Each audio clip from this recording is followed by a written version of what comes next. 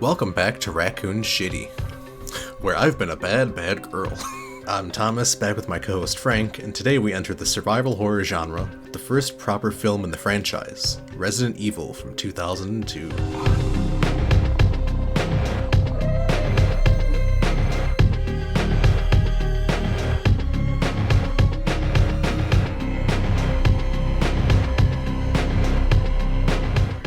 The earliest iteration of a Resident Evil film began in 1997, when Constantine Films acquired the rights to the game series in order to adapt them to the big screen. I don't know why I wrote it like that.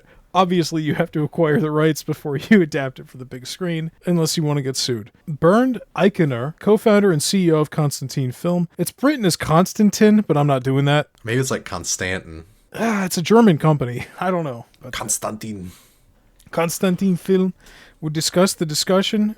I suck at writing. To acquire the game rights in an interview with Rotten Tomatoes in 2002, saying, quote, "After I caught people in my office playing the Resident Evil game when it first hit the marketplace, I could Should I read this in a German voice? No, you should not. Oh, okay. I could instantly see its movie potential. We went to Capcom's headquarters in Japan to show the company that we got what the game was about, and that we were capable of making a big international movie from their successful game. I promised them we would take their concepts seriously and consult them on a regular basis. I think the prime reason we beat out any fierce Hollywood competition for the rights is because Constantine is an independent company. When we make decisions, we make them fast, because there aren't 100 other executives to consult." Capcom responded with equal promptness, and we were granted the film rights in 1997. Constantine Film was best known at this point for the never-ending story, and for also making the unreleased Roger Corman-directed Fantastic Four film. I do think it's kind of funny how this quote, they're like, we could instantly see the movie potential and bring this to the big screen, and then they didn't even adapt the story. That's true, yeah. We'll get into it later with the discussion of the plot, but I do think it captures more of the game than I was expecting, which maybe we disagree on that. We'll see. Alan McElroy was hired to write the script around this time. McElroy's other credits include the 97 Spawn film, Halloween 4, The Return of Michael Myers, Rapid Fire, The Marine with John Cena, Peacemaker, the Tekken film, and The Vampire Diaries. He wrote a lot of episodes of that. He's also the showrunner of the HBO Spawn series from the 90s with Keith David. McElroy had worked on a draft for a film adaptation of a different video game as well, Doom. The Doom movie that we eventually got featured friend of the show, Dwayne Johnson. Yeah, our very close friend. I would consider him a good friend, yeah. Wouldn't you? He's a friend of the show at the very least. And he's welcome back anytime. And maybe this time we'll be able to keep his appearance in the final episode. Yeah, we had to cut it. It got too messy. In June 1998, a fan of PlayStation Magazine got their hands on a copy of the script and sent it into the magazine, giving a hint at the details of this doomed original take on the film. I'd just like to say, I think that it's kind of crazy that a fan somehow got their hands on a copy of the script. But those fans are crazy, so... Yeah, it could be that, maybe it was McElroy himself, because as we'll find out soon, they didn't end up going with this version of the movie. I don't know, somebody could have just been, jaded and wanted to get back at the studio. Not sure. Maybe. But the script that was sent to them started off with a disturbance in the Raccoon Forest with strange animals mutilating campers and park rangers. A SWAT team is sent in to investigate and is swiftly killed. So the government recruits Albert Wesker to build a team to break into a lab in the forest. And also for some reason, Wesker is in an asylum. I don't know why, an insane asylum. And Brad from the original game is an imposter named Mike looking for his girlfriend Becky, who was on the original SWAT team that was sent to the forest. The team lands and is chased by mutated dogs to a mansion, where they encounter more dogs, giant wasps, tarantulas, and zombies. When they find the scientists they were sent to rescue, they learn that they were meant to be infected with the T-virus and escape, returning to the city and spreading the virus to the world. Jill and Chris are the only ones alive at the end of the film, getting the antidote for the T-virus and escaping, fighting off a mutated tyrant Albert Wesker, before leaving and returning to safety. And in a really weird twist, neither Stars nor Umbrella is mentioned in the script. The magazine also notes that the script references several iconic shots and scenes from the game, including the initial zombie encounter and the dogs jumping through the window. And at some point, the script was rejected and the film fell into Project Limbo. Doing some CSI-style enhancement of the excerpts of it that we see on the PlayStation Magazine pages, I was able to make out that this revised draft is from McElroy in January 1998, so almost 6 months before the magazine actually got their hands on it. I don't know if it's the final draft. I don't remember exactly when McElroy was fired or left, if that information is even available. Looking at what we have, though, I mean, it's not all bad. I do think it's weird that they would get rid of Stars and Umbrella and essentially just have them there anyway in the form of like a SWAT team and the lab or whatever. The Brad change seems really stupid, especially because in RE1 you could have already done something like that with Barry, because Wesker is blackmailing Barry in that game. I just like that Wesker's in an insane asylum for some reason. And they're like, yeah, we're going to make this guy get a team. Yeah, that's a great point. Like, how does a man in an insane asylum know anyone? Oh, that is weird, yeah. I wonder if that would ever be explained over the course of the movie. Probably not. Probably not. I do like the list of monsters here, too. Like dogs, tarantulas, and zombies. Those are all in the first game. There's no giant wasps, though. Not that I remember. There is a giant snake. That's like really, really big, but no giant wasps, so that's an interesting change. I'm not sure it needed the first part with like the first SWAT team and then like these strange animals mutilating campers. I feel like they could have just skipped that. Yeah. I mean, obviously we don't know how much it actually is in the film, but it seems like something that might be like talked about in like a sentence or two. Yeah, it seems like this probably would have been like the opening 10 minutes or something. The inciting incident or whatever. I guess this is like their version of Bravo team going to the mansion first and not coming back. Oh, probably, yeah. But also, yeah, it's like not necessary at all. I do like the idea of Wesker being the final boss instead of just the generic tyrant from the test tube. But I guess then they wouldn't be able to reuse Wesker. Well, I mean, it's a game about zombies. I'm sure they could reuse Wesker if they wanted to, if they blew him up in this one. I don't know. It seems fine. There are some changes here that I think are unnecessary, but it's not the worst script I've ever read. And it's more faithful than the film we ended up getting. Very true. And in 1998, after McElroy's departure, firing, who's to say? Creative differences. Creative differences, yes. Another friend of the show. Creative differences. George Romero, known for directing Night of the Living Dead, Dawn of the Dead, Day of the Dead. I mean, he's like the godfather of zombies, you know? He directed a television commercial for Resident Evil 2 that premiered exclusively in Japan, which is kind of weird. I don't know why they didn't just play it in the States too. For a lot of the George Romero information, there's a documentary that came out last year called George Romero's Resident Evil, which does a good job at pulling together a lot of these sources buried in interviews and magazines and stuff about Romero's involvement with the film. So George Romero directed that commercial for RE2, and according to folks involved with the production of the commercial, Romero was repeatedly making comments and observations that he was, quote, ripping himself off while working on it.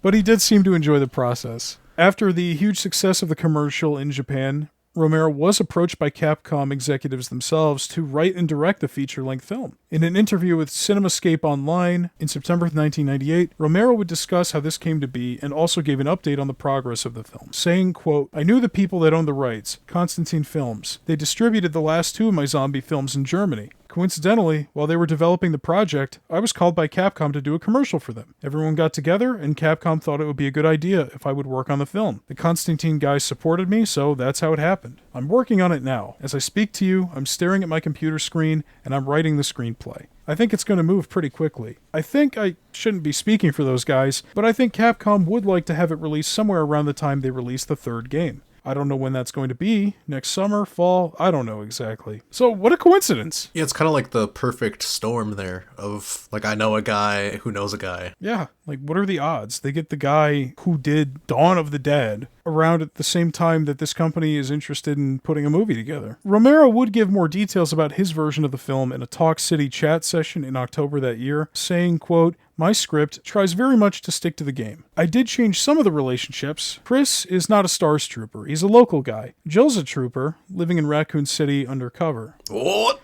Yeah. Sorry, I just saw the next part. Oh, yeah. Oh, never mind. I'm thinking Claire. I'm so stupid. You thought he was going to fuck his sister? Come on, man. Yeah, it said they fall in love. I'm like, what? No wonder they fired him. No. Jill's a trooper living in Raccoon City. They fall in love. Chris doesn't realize that she's working for STARS. Romance is not big in this movie. That's how they meet, and Chris winds up following the team into the mansion. That's basically the only big difference, that Chris isn't a STARS guy. I'm not really against that change. I mean, he could always, join up later, I guess. Whatever. I also remember reading some stuff, and I believe it's in the documentary as well, that he changed Chris to be Native American, which is interesting. Ugh, woke. I guess maybe adds another layer to the corporate or secret government exploitation going on with Umbrella. You know, if you like that, you'd like a little show called Walker, Texas Ranger, where they have that plot point a lot. Chuck Norris doing an ad for the election of Oswald E. Spencer. If you don't elect Spencer, it's 1,000 years of darkness. 1,000 years of the T-virus. Romero would also offer an amusing tidbit during this discussion, admitting that he experienced the whole game through a sort of proto-let's play. Quote, I have played the game with my son. I never beat it. My assistant actually set up a video camera and shot video of the TV screen while he played the entire game. This took weeks. And he beat the game, which I think is pretty funny. I mean, Romero's an old guy, you know? Not everyone's John Carpenter. They're not all gamers. Can you imagine your boss comes up and he's like, yeah, I need you to play this video game for me and record it. I mean, that sounds like heaven. Hopefully that his assistant actually likes to play games. Like, God damn it, I don't know how to fucking do this. I was going to say it shouldn't take him weeks to play through Resident Evil 1. It's not that hard. They didn't have guides. Oh, that's true. I mean, I didn't really use a guide when I played through it. Maybe he chose the Chris one, which is the harder one. Yeah, fair enough. And I mean, maybe the original is harder than the remake. I like to think that he's just, like you said, terrible at video games. How do I move? How do I kill the zombie? Or maybe he just had to do all this on top of his other responsibilities. He'd get home at 12 at night and be like, well, time to play Resident Evil. Yeah. Romero would speak to Electronic Gaming Monthly in February 1999 and admit that he wasn't much of a gamer, saying, quote, I've played them with the kids, but I'm not hooked. I went through a phase where I was, back in the early Nintendo days. I beat The Legend of Zelda, and I thought I was hot stuff, so I quit while I was ahead.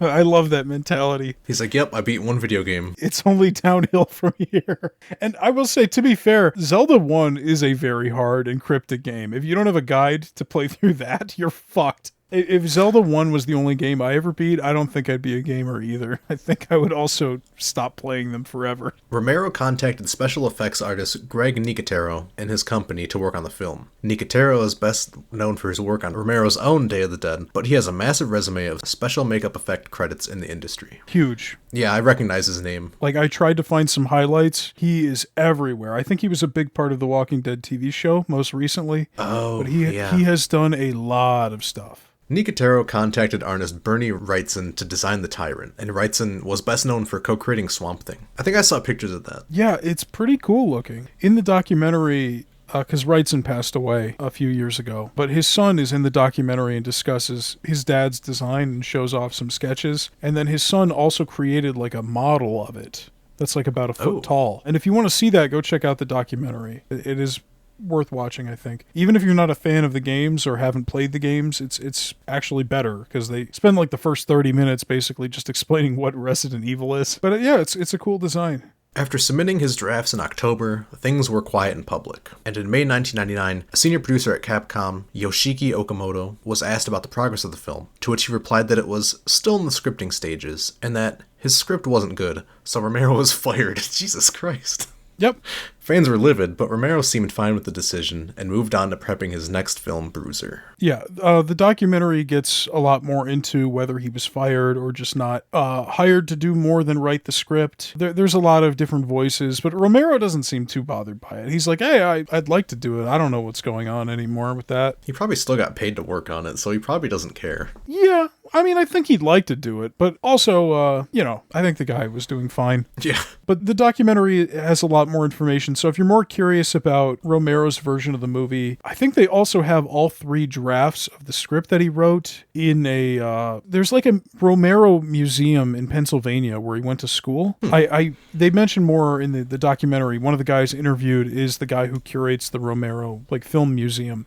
So it's pretty interesting stuff. They actually have a full breakdown of what happens in the plot beat for beat, which is about where I turned the documentary off because I had no interest in watching 45 minutes of someone summing up the plot. It's It's a choice.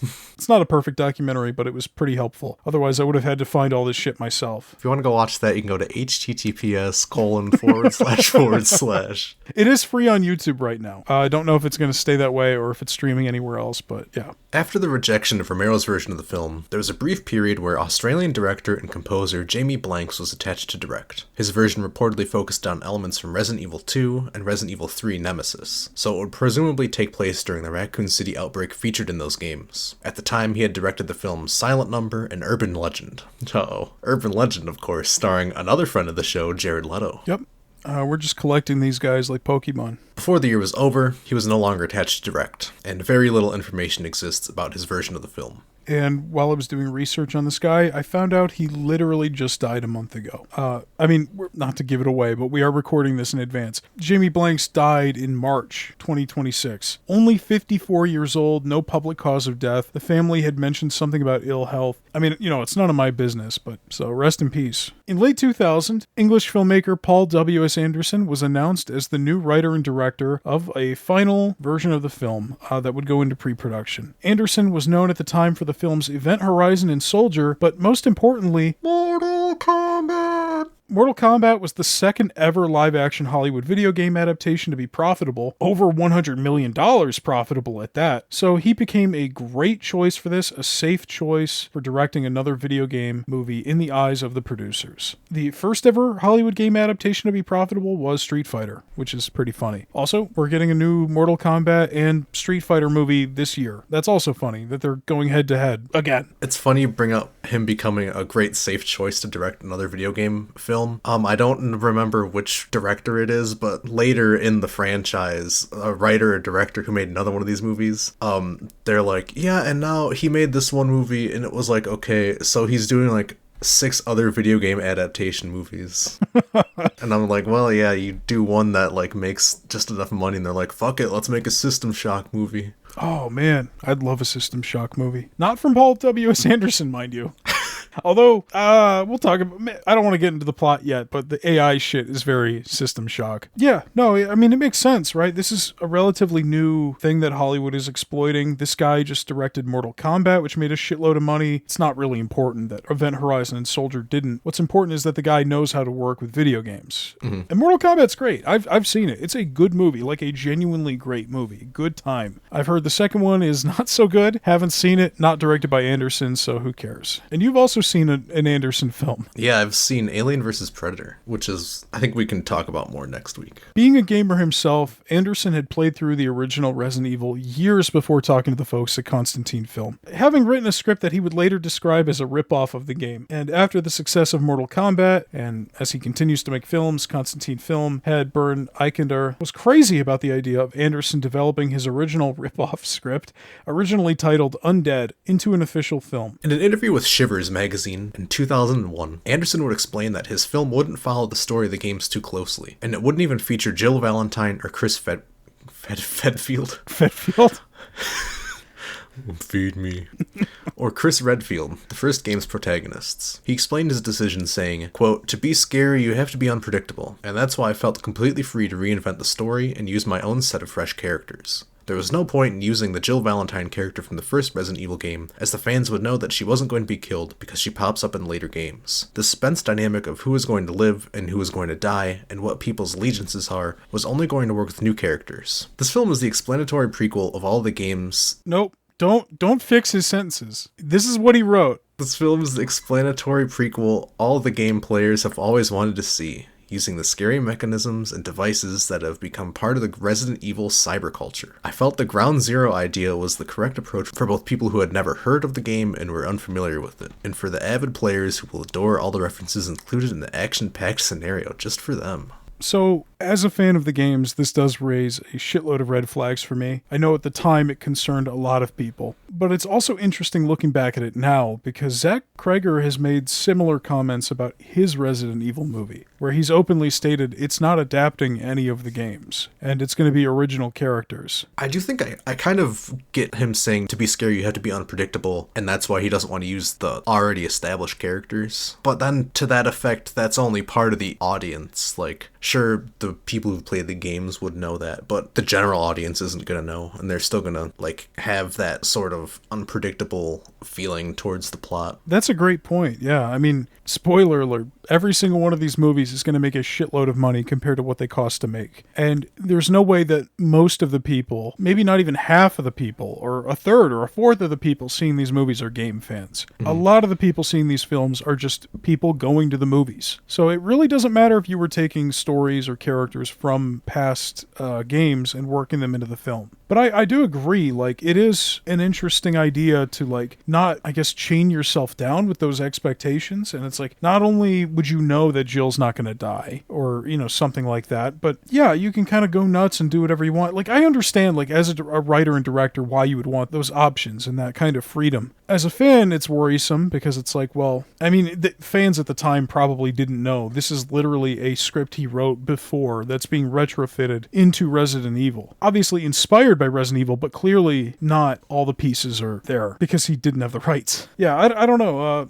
I don't think there's anything inherently wrong with what he's saying here, but what I do think is that the characters suck.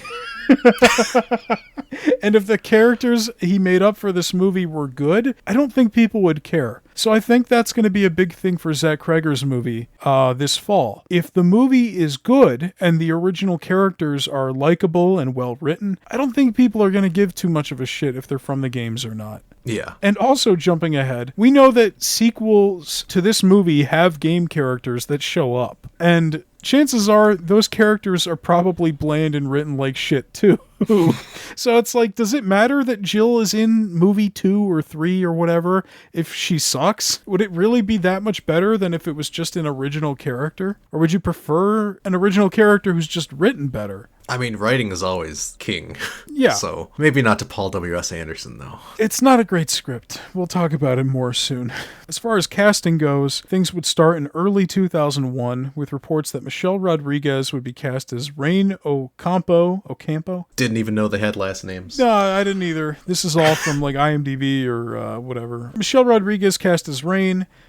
James Purefoy is cast as Spence. I'm not reading the last names anymore. Eric Mabius as Matt. Heike Makatz as Lisa. She's in exactly 5 seconds of this. Don't know why she's so featured on the cast list. Colin Salmon as James, quote, one Shade. Like his nickname is One. He's never called anything in the movie. And Mila Jovovich as Alice, the film's protagonist. Eric Mabius' role of Matt Addison, whatever, who cares, was intended to be played by David Boreanaz, who decided he'd rather keep working on the WB show Angel instead. Probably made the right call. I don't know how much these people got paid to be in the movie, but a TV gig is pretty comfy, so I would have stuck with TV. Oh, yeah. So I think I texted you while I was watching. I'm like, I don't know who these people are. They don't introduce these people. They don't speak their names. The people's whose names I heard the most was Rain. Yeah. And I think who was the other guy? Kaplan? Yeah, Kaplan. Even watching the whole movie, I'm thinking to myself, when did they ever call her Alice? And then after I get done watching the movie, I go through, I'm like looking at the trivia on IMDb, and it says Alice's name is never spoken or revealed in this first film. Amazing. How the fuck? Yeah, no, I had the same complaint. The beginning of the movie, not to get too far ahead of the actual plot, but the beginning of the movie is, it's confusing as fuck. And, yeah. like, part of it is confusing in a way that I found intriguing. Not that they follow up the mystery in any satisfying way, but part of it is also like, yeah, none of the characters are introducing themselves. Or if they are, it's like the most clumsy expository dialogue you've ever heard.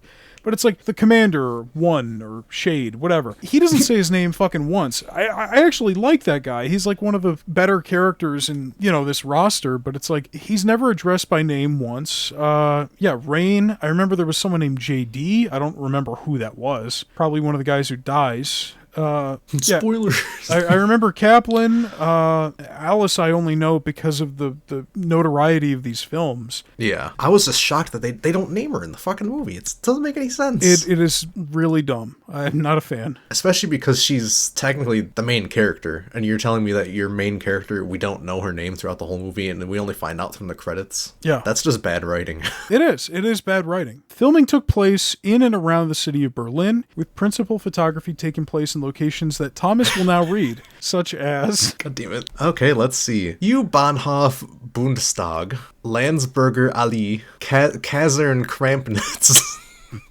That's not a real place. It is, I promise it is. The Schloss Lindstedt. Okay, thank you for humiliating yourself like that. You're welcome. I really like Kasern Krampnitz. Professional dancers were hired to play zombies during the shoot, as Anderson felt they would have better control of their bodies and would be more able to, quote, move like a zombie would. The available dancers on set would prove not to be enough for extras, so several of the film's producers and even some Capcom executives would participate as zombies to make up for the shortage. That's all sourced from the DVD commentary. I thought that was very amusing. I think it's funny because they just look like zombies. I don't know. Yeah, they just look like zombies. They're not very flexible. They don't really do anything too crazy. They're just kind of shambling. Arms extended. And even then, they probably could have been more zombie-like. Absolutely. I do think the zombies look good, at least. I think they look like zombies. And I do think it's a nice piece of trivia here that the film's producers and some Capcom executives were stuck in because they had to get some more zombies on the screen. Like, okay, we got the 5 dancers.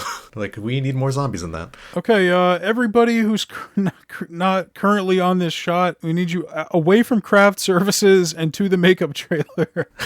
And while not in the film as an actor, Robin Shou would be Jovovich's martial arts trainer for the film. Shou was a past collaborator of Anderson's, as he appeared as Liu Kang in his Mortal Kombat film, as well as the character 14K in Death Race. During production, the film had been working under the title of Resident Evil Ground Zero, given that the plot acted as a sort of prequel to the games. But after 9/11, the subtitles quickly dropped. Yeah.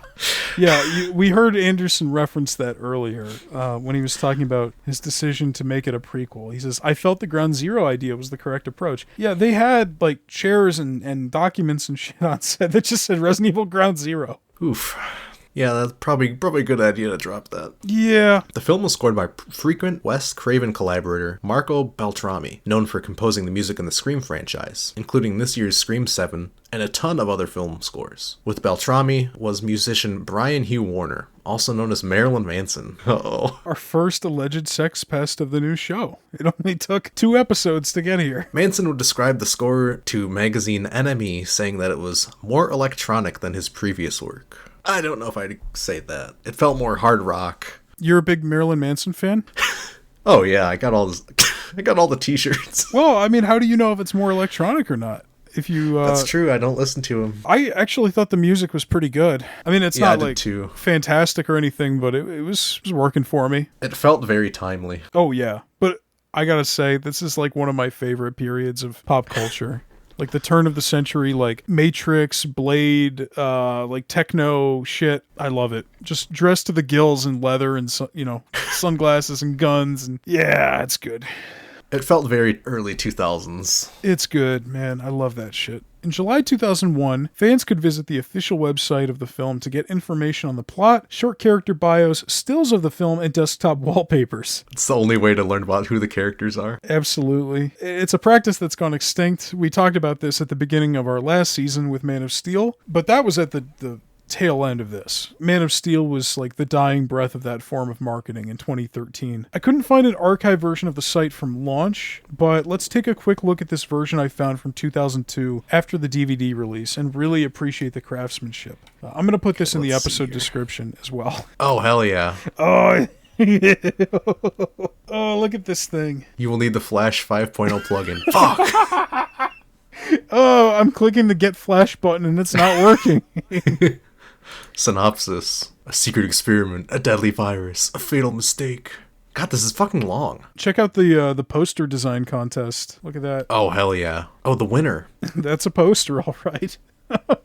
Why is there a cross on it? I don't know. Oh, is it supposed to be umbrella? I guess, but like, it's not. Yeah, it's weird. Congratulations, Nick DeBarez, for winning the poster contest. Wow, you can win a private screening of Resident Evil in your hometown and $2,500. What is the one is that another poster on the right? Which tab? And the contest winner? What is that? I don't know. Looks like the Joker. Oh, what did I just open? I just opened something with Flash. Oh, Uh-oh. oh, I just opened the soundtrack or something. I just clicked. What did I click? I clicked something and it opened Ruffle or Roadrunner or whatever. It's like a Flash converter. Oh, there's an auction? When you click to the auction, it just takes you to a site that's completely about the 2003 Hulk movie. Like, it is completely green and black wireframe with gifs of the Hulk and the still and posters. It's nothing but Hulk. It's nothing to do with Resident Evil. It's not even the same company. I want to win the Hulk items from the Resident Evil website. Oh God! There's great. there's a button down there for the Scorpion King props and wardrobe, and then there's a button that I think I just clicked. Station.com. Is that what I clicked? Oh, if you hit enter the site, it loads it too.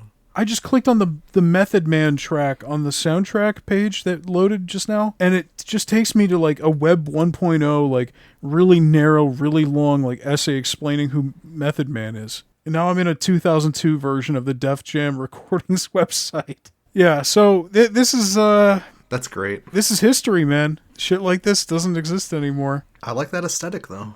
Yeah, it's great, man. Thank you, Wayback Machine. Now we'll move on to the state of movies and Resident Evil at the time of release. Other movies releasing around this time included John Q, Return to Neverland. Uh-oh. Oh, God. Interesting. Especially with that article that I read earlier today. Yeah. Well, it's Michael Jackson. Yeah. We Were Soldiers, 40 Days and 40 Nights, The Time Machine, Ice Age, which came out the same day as Resident Evil, Showtime, Blade 2, and Panic Room. I don't know many of these movies. I'm familiar with Ice Age, We Were Soldiers, Blade 2, Panic Room. I'm not too familiar with the rest. I guess I can't really say if it's good competition or not, but I think it won't have to fight with Ice Age for... I mean, look, man. Ice Age made a lot of money. Maybe some of those people would have watched Resident Evil if they weren't on the same day. I don't know. Double feature Ice Age and Resident Evil. Blade 2 is probably the closest that I can surmise, competition-wise. As for the Resident Evil franchise, days after the film's release, a remake of the first Resident Evil was released on the Nintendo GameCube in Japan on March 22nd, which was April 30th in North America, and other regions before the year was over. Resident Evil 0, a prequel to the first game that was developed on the remake's engine, was also released on the GameCube in November 2002.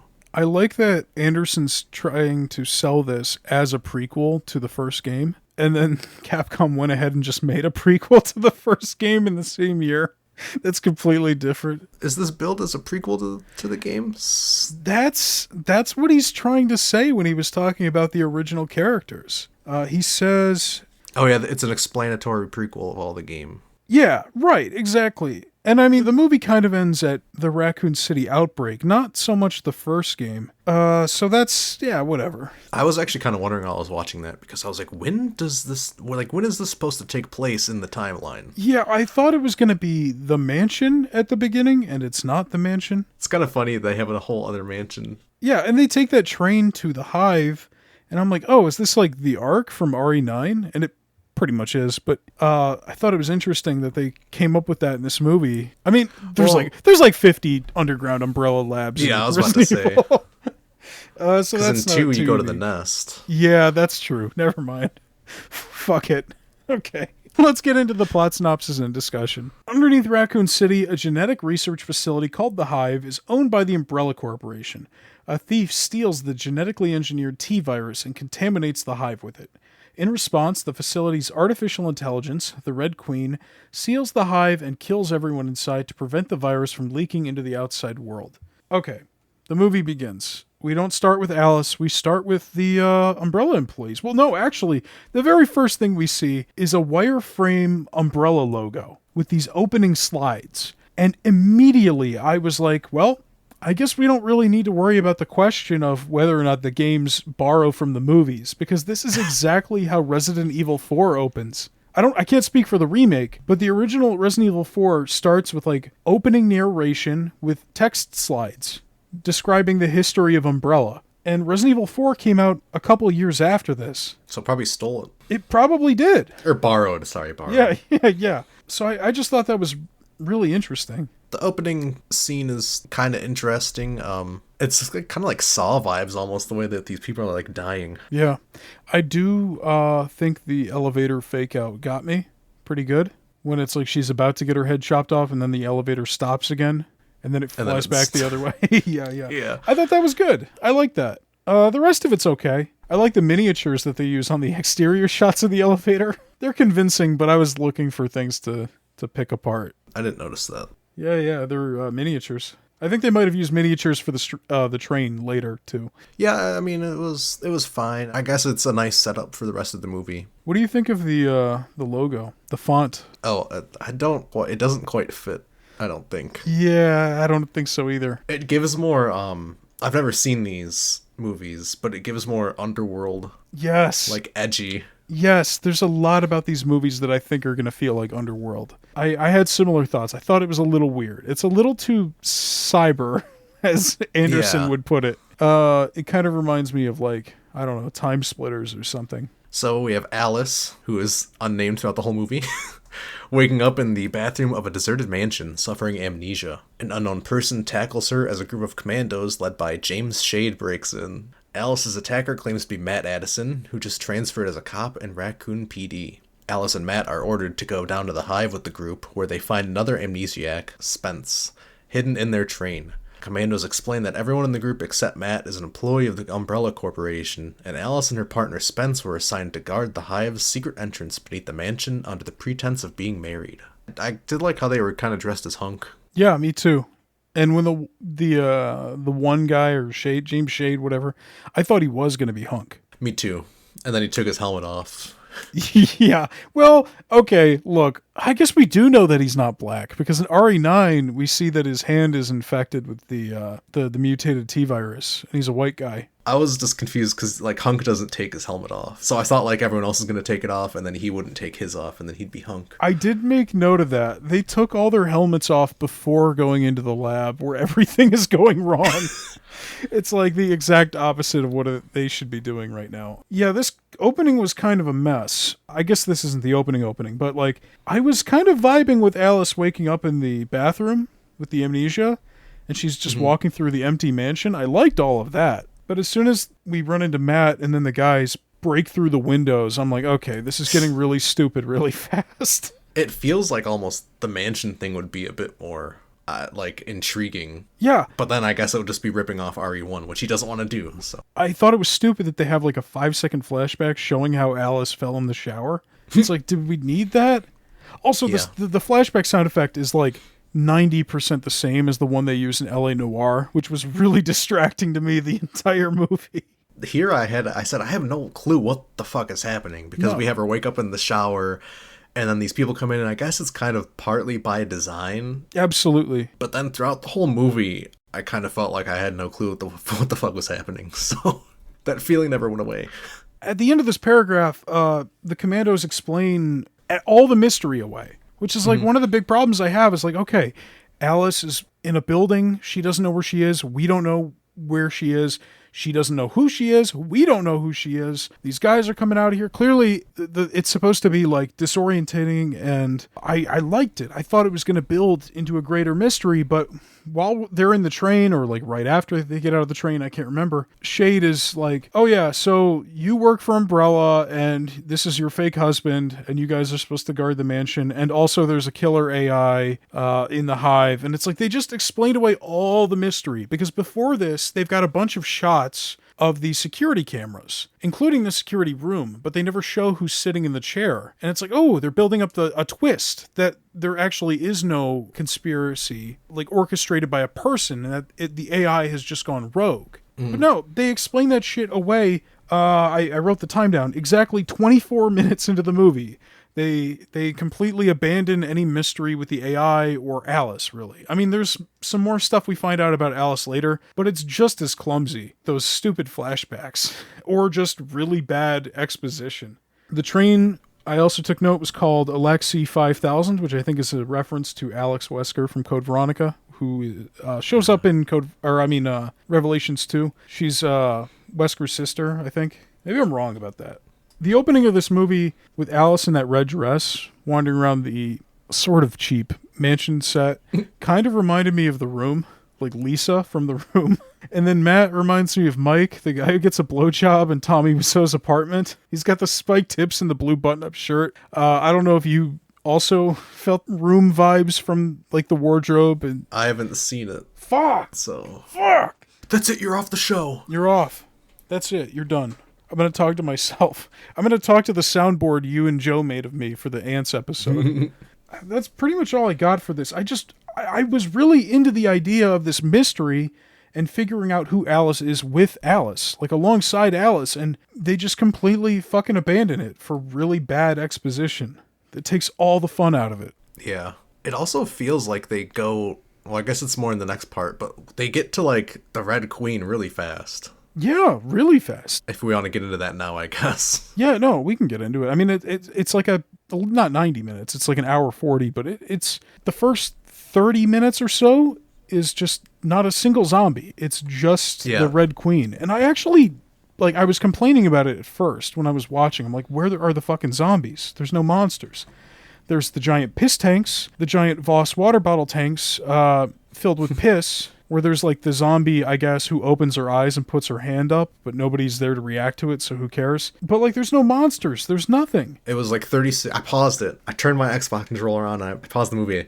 It was 36 minutes in and like 40 seconds, and that was the first time when they showed a zombie. So it's like a third of the movie. It is. It's like a third of the movie. And I actually did like the Red Queen. Like, I do like, I guess rogue AI stories can be kind of bad or generic, but I do think it's clever that, like, we're getting a little ahead of ourselves, but basically the characters have to choose between putting up with the rogue AI or putting up with the monsters, because the rogue AI was actually keeping the monsters at bay. Mm-hmm. I thought that was actually one of the few parts of this that was really clever. And of course, it's all delivered with the shittiest dialogue I've ever, heard. Like the most unnatural, just... fuck, man, it's so bad. But it is a good idea. Like, I'd love to see this concept used in a different sci-fi movie. Yeah, it's not done well at all. No. Yeah, this movie has some pretty bad lines. We were looking at the quotes earlier. So, obviously, we opened up with the one I used. It's, I've been a bad, bad girl, and that's the Red Queen saying it, which I thought was kind of weird, but whatever. Michelle Rodriguez saying, when I get out of here, I think I'm gonna get laid. A bitch wouldn't open the door, so I had to fry her. You're gonna have to work for your meal. Michelle Rodriguez saying, yeah, you like how I taste, don't you, to the zombies? Yeah, it's really trashy dialogue. This felt like, I mean, obviously this film wasn't like a blockbuster in terms of its budget, but it did feel like a movie I would find on YouTube from like a VHS cam rip from like 1990 or something. I said something similar. I said, this feels exactly like the type of movie that you'd see on the Sci-Fi Channel. Yes. Dude, 100%. It's like a higher budget version of like a best of the worst movie. I do think the shitty dialogue is part of how it's actually faithful to the games, though. Oh, yeah, a little. Because, like, the clunky exposition-heavy dialogue, the bad performances, the bland characters, is that really too uncharacteristic of Resident Evil at this time? RE1 is notorious for how bad the performances are and how bad the dialogue is. The PS1 games are not exactly like a bastion of wonderful writing. That doesn't mean the movie, shouldn't have tried to improve upon it, especially if he says that he doesn't want to make it like the games. But I did think that was funny. So next, a laser defense system kills Shade and 3 more commandos outside the Red Queen's chamber. Despite the Red Queen's pleas for the group to leave, Kaplan disables it, causing the power to fail and all of the doors in the hive to open. This releases the zombified staff and containment units holding lickers, creatures created through experimentation with the T-virus. The Horde attacks the group, and JD dies while the rest are separated. During that moment, Rain loses her keys, and Matt, taking advantage of the chaos, sweeps the keys to escape his handcuffs. I don't even think they established he's handcuffed in this fucking synopsis. Alice starts regaining her memories while Matt finds his sister Lisa, who is one of the zombies. Alice saves him, and Matt explains that he and Lisa were environmental activists. I don't think that's what he says. Yeah, I was going to say, I don't remember them being activists. I remember them wanting to expose Umbrella. I don't think it had anything to do with the environment. Yeah, I thought it was more like CIA or something. Lisa infiltrated Umbrella to smuggle out the evidence of illegal experiments and shut Umbrella down.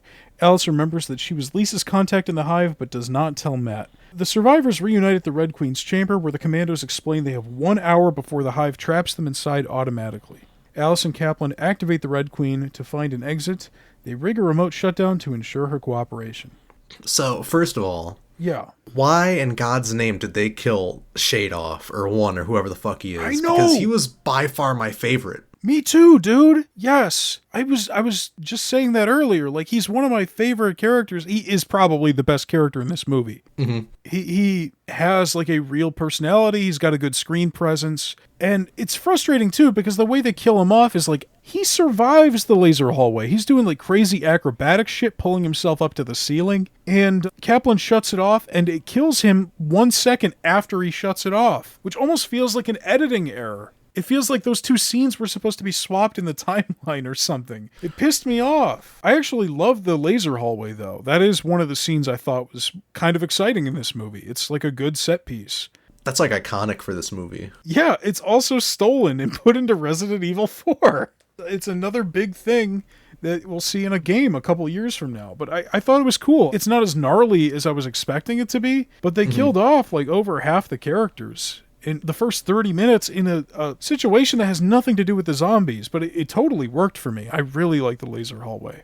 Yeah, it's probably one of the better scenes in the movie for me, besides the fact that they killed off Shade. Yes, if Shade lived, then it would be great, but it really pissed me off. I think what makes me mad too is, I guess Michelle Rodriguez had just had a really big movie around this time. I just don't think that she's very good in this movie.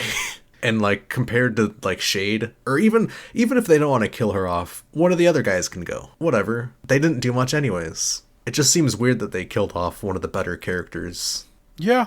And I think it would have been more interesting to keep him around, too, because, like, this is an Umbrella squad leader, and it's like if he finds out later that Alice and Matt were working together to compromise Umbrella, you could have had him turn on them later in the movie, instead of this fucking Spence asshole who nobody gives a shit about, who does absolutely nothing except get eaten at the end. That's why I texted you when I was watching. I was like, this guy in the gray shirt, he hasn't done fucking shit throughout the whole movie. Why is he even here? And then that was right before he started doing things. But even still, after that, like...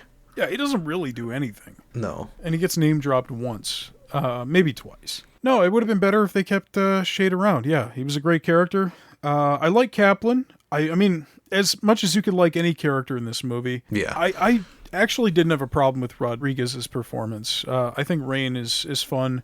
She's a, pretty one note, but again, we're talking about Resident Evil here. This is not like a movie that's got a deep, complicated bench of characters. I think she got better as it went on. I'll put it this way. I think she knows what kind of movie she's in. It reminded me a lot of Vasquez from Aliens to see Rain with like the attitude she had and stuff. And, this movie does rip off Terminator and Aliens for sure, which is just a consequence of the games ripping off Terminator and Aliens a lot in its like sci-fi and action vibes. I don't know. I like Kaplan well enough. I like Shade, who dies. I like Rain, who dies too. Alice is nothing to me. Mike's nothing to me. Spence is nothing to me. These people don't matter. They make a big deal out of Lisa. Lisa is never alive. She's in a flashback for maybe 2 seconds combined when you put all the little flashback fragments together. And then she's a zombie for 5 seconds before Alice caves her skull in with a fucking paperweight. No, it's not good. And I don't even have a problem with like the idea of like Alice having the amnesia and like remembering that she's working against Umbrella and like somebody in the group being a mole. That's cool. But again, it would have worked better if we had the mystery of Alice's amnesia from the start. To have Spence and to have this like whole backstory of how Alice is protecting the entrance to the hive just makes it, I don't know. I guess it's a red herring, but to me it just felt like it lowered the stakes or was less exciting. I do like the set design when they're having the big shoot off with the zombies. It is very Alien to me. Not Aliens, though. Alien, or like Alien 3. Mm-hmm. It's got like the industrial shit going on with the tubes and those big batteries. Yeah. Yeah, I liked that. It clashes with the Umbrella like facility in a way. It doesn't have that same like clean, sterile, brushed steel aesthetic, but like I guess that maybe just is a budget thing.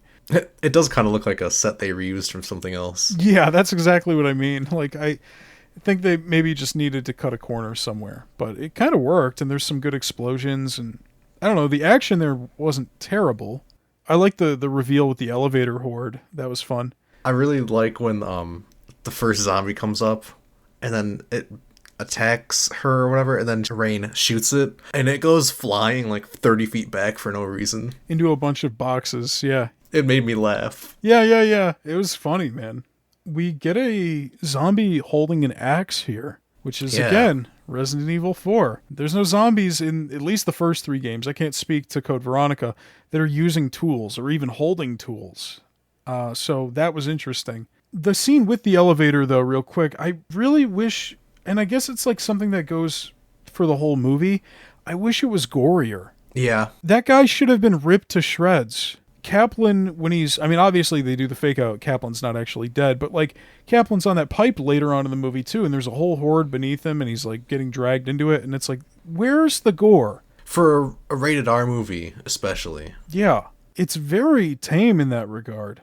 And it was hard for me not to make comparisons to Day of the Dead in particular, because Day of the Dead, I know you haven't seen it yet, but Day of the Dead is mostly in an underground facility. It is about a team of military people and scientists trying to live underground in this bunker, and, you know, they're running experiments and shit. And eventually the bunker does get overrun, and there's a guy who gets ripped in half in the most disturbing, realistic way I've ever seen in a movie. And that movie cost a fraction of what this did. It cost like $3.5 million. I did the math earlier. Adjusted for inflation for 2002 would be $5.8 million, which is still not even close to how much this movie cost. This was a $33 million budget. Mm-hmm. Where's the gore? And it's like, even if you take the Day of the Dead comparisons out of it, Romero almost made this movie. So it's really hard not to make it a comparison between his work that inspired the games and this movie. I'd say probably the goriest thing that happens, and even then it's not that gory, is when they show like the side of his head kind of like fly off. But then they don't show more than that when he gets hit by the lasers. Also, this is cutting out the part with the ketchup dogs, as I call them. Because they look like dogs covered in ketchup. I like the dogs, man. That was actually something I really liked. I mean, I won't lie, that first dog, you can tell it's just a poor little dog in a bunch of prosthetics. The close-up shot, like over its shoulder, yeah, maybe a little ketchupy. But I think, like, that's pretty good, and it's another thing where it's like, hey, they actually nail that from the games pretty well. Like, those look a lot like the dogs from RE1, or RE2, even. Yeah. Did you like the scene where she jumps off the wall twice and then kicks the one through the window? Yes. For no fucking reason? Yes. That's the scene I texted you. I said, there's a scene that made me laugh out loud. I hope you'll recognize it. She does a flying jump kick against a dog and kicks the shit out of it. And before that, she does a roundhouse kick to a zombie and smashes him through like a shelving unit, which again, RE4. Leon's going to be roundhouse kicking zombies all the time. And it's not the last time Alice roundhouse kicks zombies in this movie either. I like how she punched one zombie and was like, oh yeah, I'm a badass. Yeah. And it's like, okay, that could have been cool and mysterious, but you already told us 20 minutes into the movie that she's a trained Umbrella operative. Mm-hmm. If she was an amnesiac, you know, remembering that she's got these fighting skills and she doesn't know where she got them from, that would be more exciting. So again, the beginning just ruins any sense of mystery, to the point where I feel like maybe that exposition dump from Shade was added after the fact. Because, like, there's so many instances where it's like they're trying to build the mystery of Alice, and it's like there's really no mystery, because we know 80% of it. The only thing we didn't know is that she was helping Lisa, you know, break in or whatever. It's not really a big fucking deal, though. I think this is also the part where we get the line, "the need to feed," from Red Queen, which I like a lot. I did like that they activated the Red Queen again. Yeah, that's what I'm saying. Like that, you know, earlier, like the first third of the movie, they're fighting the rogue AI. The second third of the movie, they're fighting the zombies and the monsters.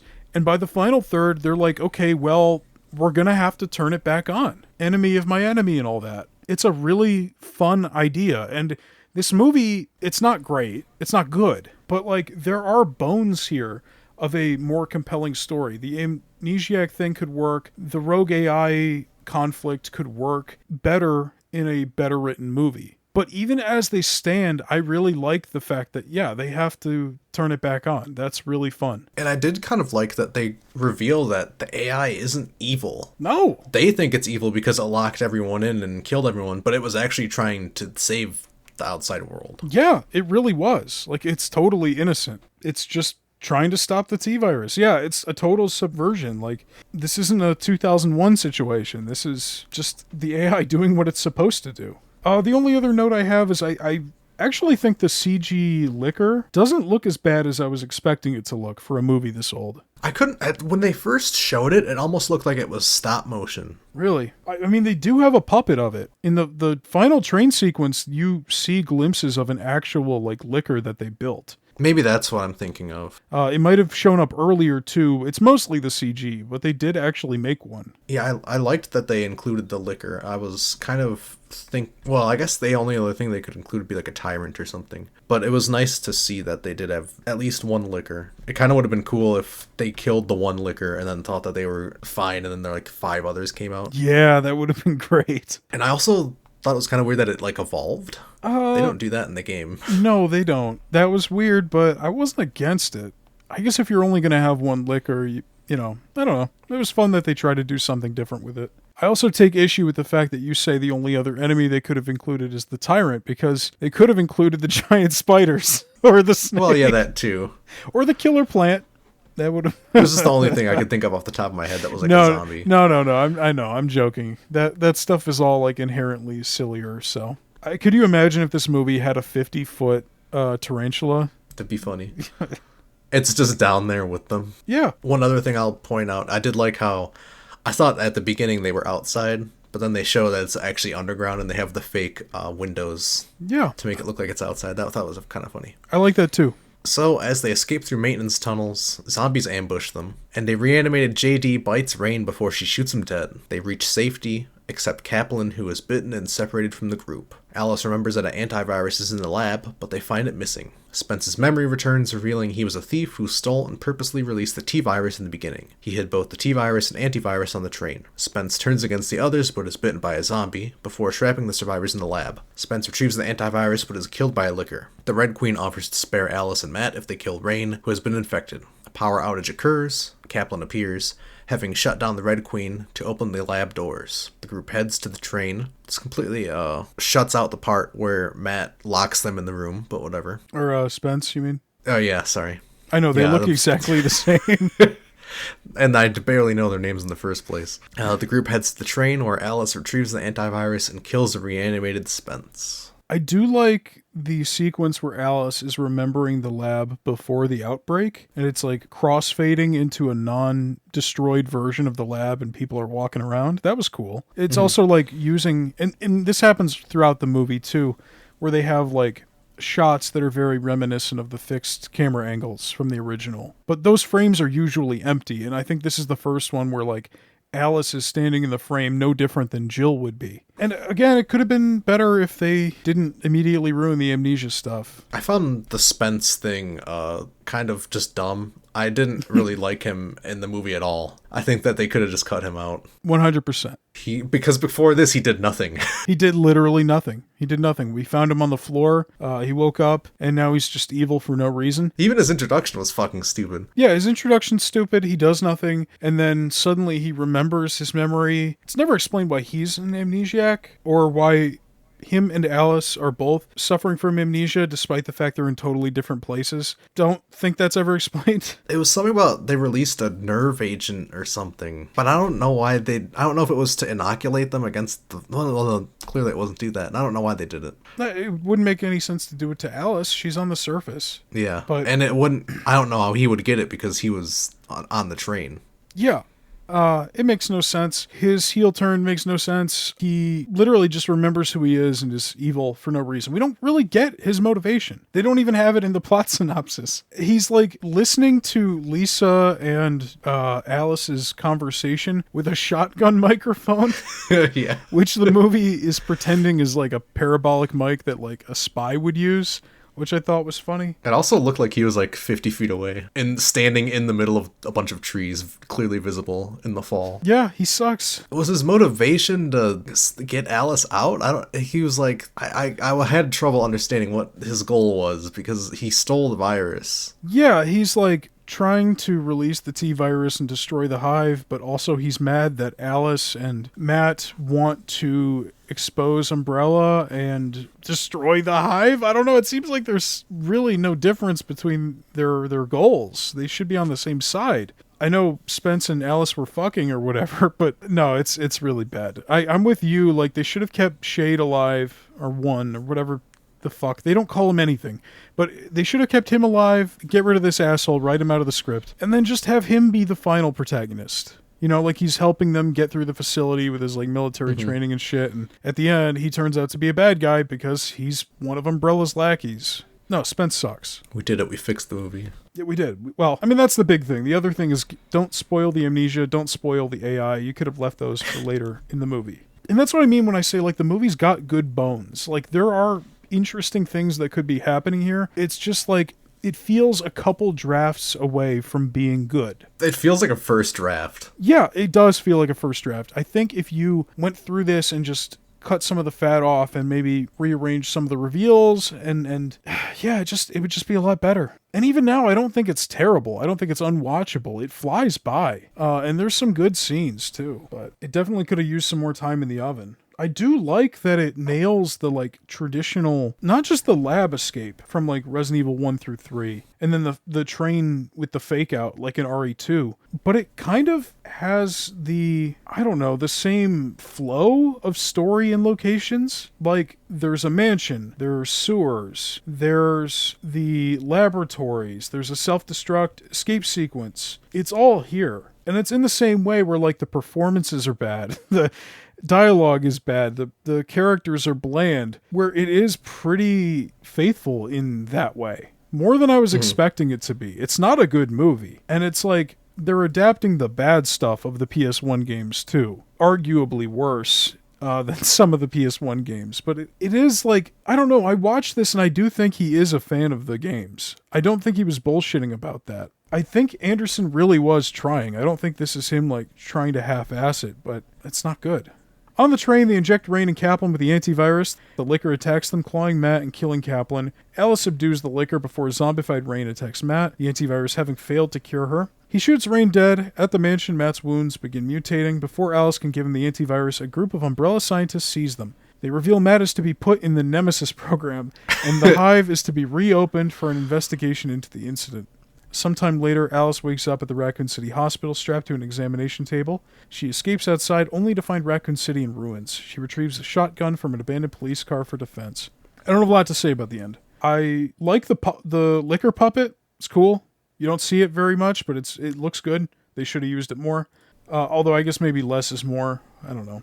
The thing about the Licker, though, is they didn't even show it being a Licker. It just it knows where to attack the guy. Alice? Oh, you mean like the blindness? Yeah. That's true. Yeah, it's not really blind or anything like that. It does use its tongue, though, which is fun.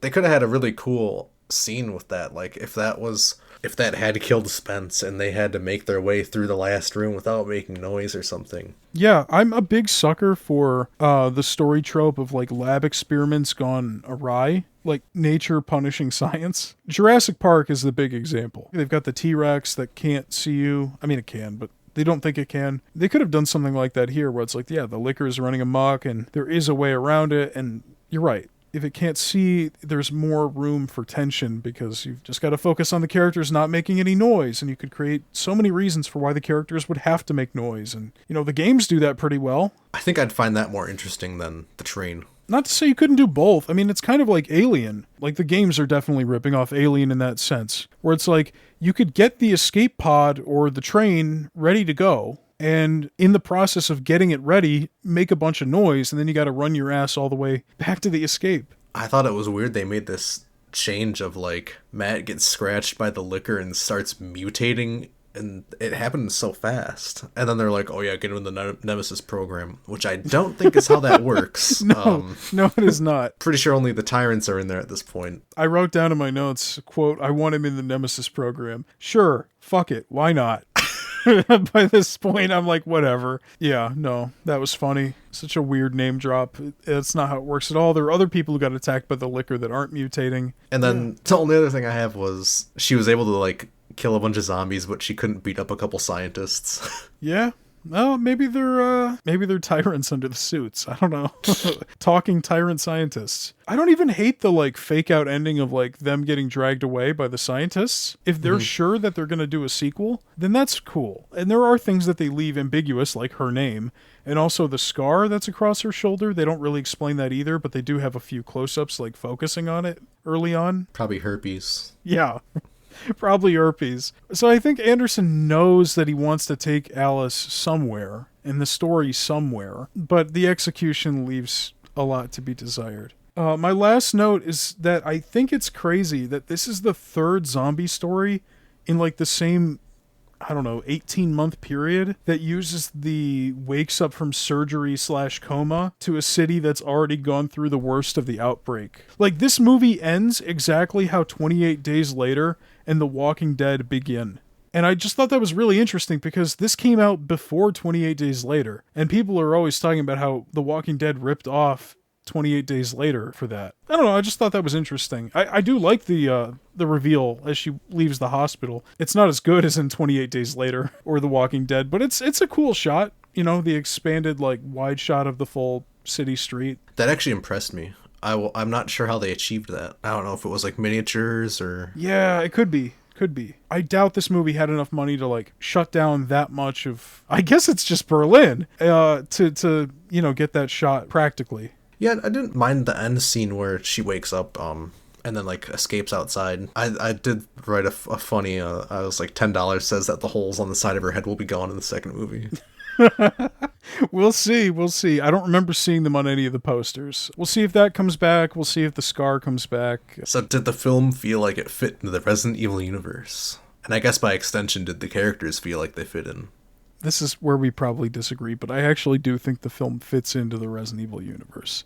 I do think this film is not great, but I think it's very watchable. There's some good stuff in here for as shitty as the writing is. And like, in terms of vibes, it does feel very Resident Evil to me. Mostly like the back half of one of the games, because it completely sidesteps like the stuff where it's like the mansion or the police station, the traditional like first area. The actually scary parts. Yeah, right. And just goes right to the lab. No, you're right about that, but I do think it fits. What about the characters? Oh, the characters suck ass. They're all bad. The only good one they murdered in the laser thing. I wouldn't say that it doesn't feel like it fits in, because, yeah, they always have, like, the lab and stuff. And obviously, we have, like, the Umbrella logo, and this is a whole Umbrella lab. So I think, in some aspects, it did feel like it was part of that universe. But then also, once I found out, because I was watching the movie, and I was like, this kind of just doesn't... kind of feels like they made a movie and then slapped the Resident Evil name on it. And then to find out that that's basically exactly what they did, because he had the original movie called Undead. And where I'm like, oh, okay, so yeah, they kind of did just do that. So, but Undead was written as a fanfiction Resident Evil. Yeah. So it's like not quite that situation, but you're right, it is that situation. It's weird. Yeah, it does and kind of doesn't. I do like that it ties into like Raccoon City at the end, and they do have the T-Virus. So I think I'd lean it more towards it does kind of feel like it fits in more than it doesn't. But the characters do not really feel like they fit in the Resident Evil universe. Yeah, there's nothing worth saving there. You could dump every single one of these characters out and not keep any of them in the bucket. It's fine. I mean, some of the Resident Evil games don't have the strongest writing, but at least their characters are likable. At least you can tell them apart. Yeah. There's like 4 guys in this movie who all look like some version of Chris Redfield. I kind of was expecting one of them to almost be Chris Redfield at first. Honestly, the characters are probably the weakest part for me. Yeah, I think the movie's fine. I'd watch it again. I mean, I would not want to watch it again, but if someone threw this on, I wouldn't shut it off. I don't know. It's good background noise. It kind of, I was just thinking, like, what would the context for this be where I'm like, yeah, fuck it. If it was on cable, I'd change the channel. If I was at the dentist office, yeah, I'd watch it if it was playing in the background. So that's about the level of engagement that I'd give this thing on rewatches. No, it wasn't scary. No, I did take note of that in my my Letterboxd review. Is like, this movie really leans into the action and the sci-fi part of Resident Evil. And that stuff has always been there. But the horror is completely pushed aside. Like, it completely prioritizes the action and the sci-fi stuff. And it's easy to see how Capcom was influenced by the success of this movie and its many sequels to continue down the path that would culminate in Resident Evil 6 only a decade later.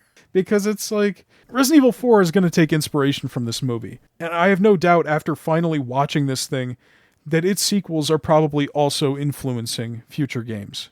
And it's a two-way street. The games clearly influence this. I'm sure future games will influence the sequels to this.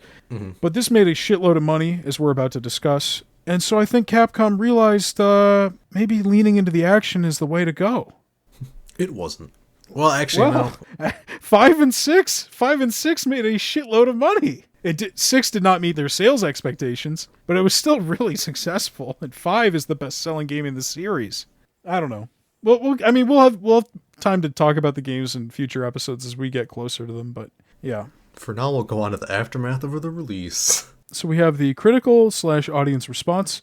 On Rotten Tomatoes, the critic score was 36%, audience score 67%. I think I'd go somewhere in the middle there. This is like a 50. Yeah. Metacritic, the Metascore, which is like the critic aggregate score, is 35.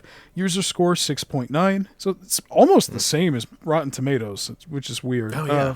Cinema score is B. I tried to find thoughts from Shinji Mikami, who, is hailed as the creator of the original game. There's no real information out there about his opinion. I did learn that, according to the DVD commentary, Shinji Mikami was the one who suggested the liquor be the final monster of the film, since it was the only monster from the series that would work with puppetry, besides regular zombies. So maybe they were going to go with the tyrant, and Mikami was like, hey, you should do the liquor instead. Which I think was a better choice. Yeah. I like the tyrant, but the liquor is my favorite monster design in the series, so it's cool to see it here. It helped to ramp up the stakes a little bit, because, the liquor is deadly. Yeah, but you're right. The tyrant's even more deadly. That's true, yeah. They literally name-drop Nemesis in this one, so... I think I will like to see if the following movies change my mind on if it fits more into the Resident Evil universe or not. I'm thinking probably not, but... I'm willing to give it a chance. I'm willing to give it the benefit of the doubt, but I also think it's going to go off the rails very fast. As for the box office, this film had a budget of $33 million. On its domestic opening weekend, it made $17 million, and it had a total domestic gross of $40 million. It had an international gross of $62 million, and in total at the box office, it made $103 million. But it had a net profit of $70 million, making over 3 times its budget.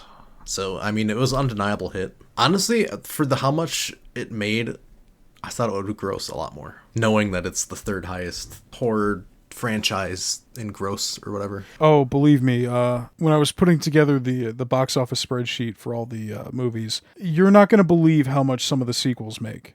It is unfathomable how much money some of these movies are going to make in the next 10 years. And as for effects on future projects... Yeah, the film was a hit, so Constantine Film would go ahead with their plans for a sequel, and Sony Pictures, through their Screen Gems brand, would continue to distribute. And despite the lackluster critical and audience scores, Resident Evil scared up enough profit from the audience to justify the sequel. With Paul W.S. Anderson only returning to write the sequel, it was time to see if the franchise could survive a change in directors, or if it would lead to a flop in its second outing. Which obviously we know it doesn't, but... yeah, well... we gotta make it somewhat dramatic. yeah. Thanks for listening. If you enjoyed the episode, please be sure to leave a like, share it with your friends, rate us 5 stars if you're listening on a podcast platform, and if you've seen the movie, be sure to leave your thoughts on it in the comments. We love to hear what you guys have to say about the film or about us, even if it's negative. No negativity. Okay, no negativity. Positive vibes only. We'll see you all next week with Resident Evil Apocalypse. Bye-bye.